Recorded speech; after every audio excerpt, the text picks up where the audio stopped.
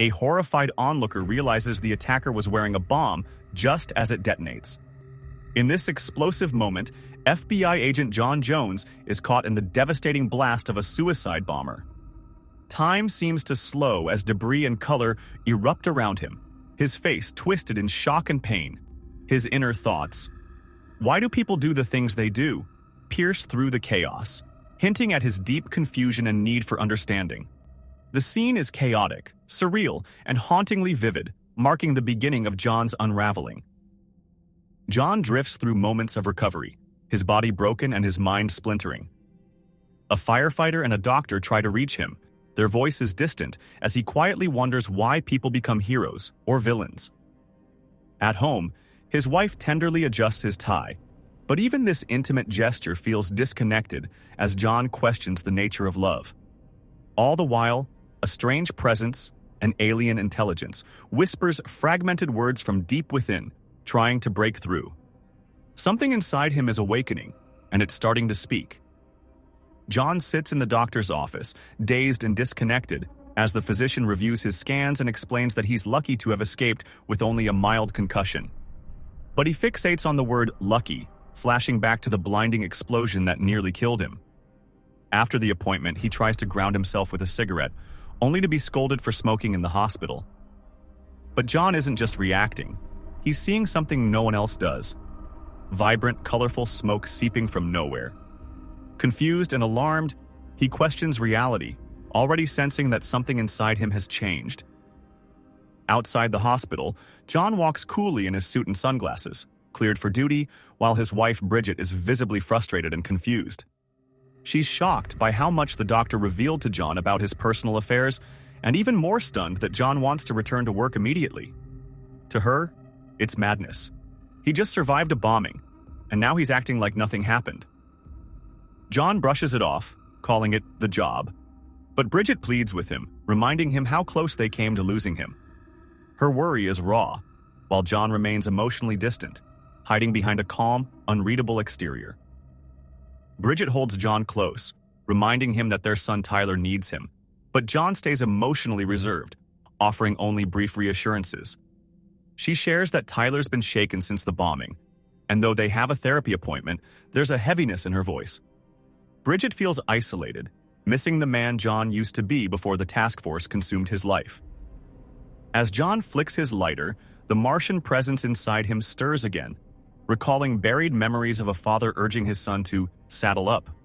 A quiet moment of smoke becomes a surreal merging of thoughts, identity, and something far from human. John is pulled into a meeting with his superiors, where he's told he's being placed on paid administrative leave to recover from the bombing. Though his boss insists he take time to be with his family, John quietly resists, saying he'd rather keep working. Inside his mind, he debates what drives someone to become a criminal or a cop. He reflects on the randomness of violence, how an ordinary man can suddenly decide to commit a horrific act. Memories of the bombing flash vividly in his mind, haunting and unresolved. Even as Agent Newell wants answers, John is told to rest, but his thoughts are already spiraling back to the unanswered why. He insists he's fit for duty, determined to dive back into his 12 active cases despite his recent trauma. His superior, skeptical but short-staffed, reluctantly agrees, warning John to stay out of the coffee shop bombing investigation. As John reaffirms that he's back to normal, we see a surreal, rainbow-hued vision of him and his team, each figure fractured, stylized, and alien. His mind is clearly unraveling, even as he pretends everything's fine. Despite strict orders to stay away, he returns to the bombed-out coffee shop, compelled by questions that won't let him go. John reflects on how impossible it is to truly know someone, how much we pretend to understand while missing what's buried underneath. As he steps through the wreckage, the Martian within him observes his behavior, labeling him distant, different, alien, to which the Martian in him confirms. John's thoughts spiral around trust, perception, and how others see him, reflecting on Agent Newell sarcastically telling his wife that John is a Martian. He presses forward with his off-the-books investigation, searching for signs that might explain the bomber's actions. He visits the bomber's neighbors and friends, asking quiet but pointed questions, trying to find anything out of the ordinary. As he observes scenes through the Martian-tinged lens, bathroom graffiti, a glowing basement, a backyard chat, he wonders if anyone truly noticed the bomber slipping away from normalcy. Each interaction raises more questions than answers. Beneath every surface, John senses something hidden, something everyone missed. He fixates on finding patterns in chaos, grasping for meaning in the aftermath of senseless violence. His thoughts drift back to the bombing, where he lay stunned on the ground, eyes wide with shock and confusion. He clings to the concept of stochastic randomness, trying to rationalize what happened. In that memory, the Martian voice gently observes his pain, noting how fragile minds sometimes ignite themselves just to escape the torment. John returns home after a long day, but the house feels unfamiliar, like a place he no longer belongs. As he tries to reconnect with Bridget in the kitchen, he quietly admits that something is wrong, that he feels like he's going crazy. She asks how he's feeling, and he lies, saying he's fine, while the truth trembles just beneath the surface. The Martian voice drifts in again, poetic and strange, describing beauty and chaos in equal measure. As he embraces Bridget, she clings to the one small comfort. At least he's home before midnight for once, even if Tyler is still awake upstairs. John quietly joins his son Tyler, who's sculpting clay figures at his desk. As John admires the tiny family Tyler has made, he gently asks, "Where's Daddy?" Tyler proudly points, not to the human figures, but to a strange green Martian-shaped one, hinting that he senses something deeply different about his father. The moment lands with eerie weight, as even a child can feel the alien presence now sharing John's body. John is left staring, wordless, at the quiet truth in his son's innocent answer. John lies awake in bed, haunted and restless, trying desperately not to think about the smoke or the strange presence waiting within it. The more he fights the thoughts, the more consuming they become, vivid, swirling, inescapable. He tosses and turns, tormented by the very thing he's trying to ignore. Eventually, he steps outside, chasing quiet and clarity, but the colors and questions follow. Inside, Bridget lies still, eyes open in the dark, just as awake and just as afraid. John visits a crowded clinic, taking a ticket and quietly waiting his turn, telling Bridget he left early for work, and telling the office that he'll be late. As he sits among strangers, he masks his growing unease, not wanting anyone to worry. Faces blur around him, voices echo in his mind, and the Martian presence resurfaces, recalling memories of his first gunfight with his senior agent telling him, "We're in this thing together, partner." Each passing number marks time, but also a deepening disconnection.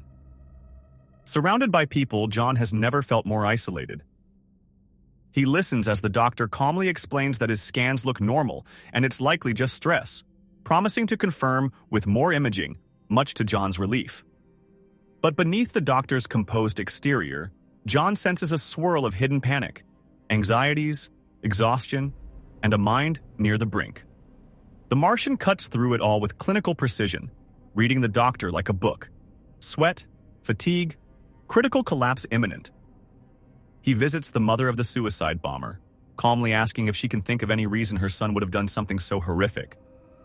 She's defensive, adamant it's all a mistake. Her Mikey was a good boy, loving and thoughtful. But as she speaks, vivid waves of colorful smoke pour from her, memories and emotions leaking out like steam from a boiling kettle. John watches quietly, absorbing the swirling contradictions in her grief and denial. Then, without hesitation, he breathes it all in. As John inhales the swirling smoke, he's immersed in the mother's most cherished memories of her son, Mike, small and smiling on his first day of school, filled with potential and love. He sees Mike joyfully picking flowers for his mom, tender and sweet. But then comes a moment of quiet heartbreak. The day she told him his father wouldn't be coming home. Overcome, John begins to cough, struggling to contain the weight of it all. Overwhelmed after inhaling the memories, John stumbles into the city, desperate to clear his head. But everywhere he looks, there's smoke. Ribbons of memory and emotion trailing from strangers all around him. The Martian narrates flashes of ordinary moments from his life. Him buying a house from a shady realtor as his wife expresses her concern, his dad finds the cigarettes he was hiding, and the explosion that changed his life. John tries to make sense of it, but the patterns blur, tangled in the chaos of human experience. He looks around the city and sees smoke pouring from everyone: social workers, lawyers, construction crews, accountants. The Martian calls it a tapestry of pain, tangled and radiant, woven from countless hidden scars. John realizes it's not the buildings or places that are burning. It's the people themselves, each one silently on fire with emotion and memory. He begins to cough violently, overwhelmed by the constant stream of humanity's inner turmoil. As John walks through the city, the smoke consumes him, filled not just with trauma, but with everyday scraps of life: song lyrics, grocery lists, forgotten thoughts.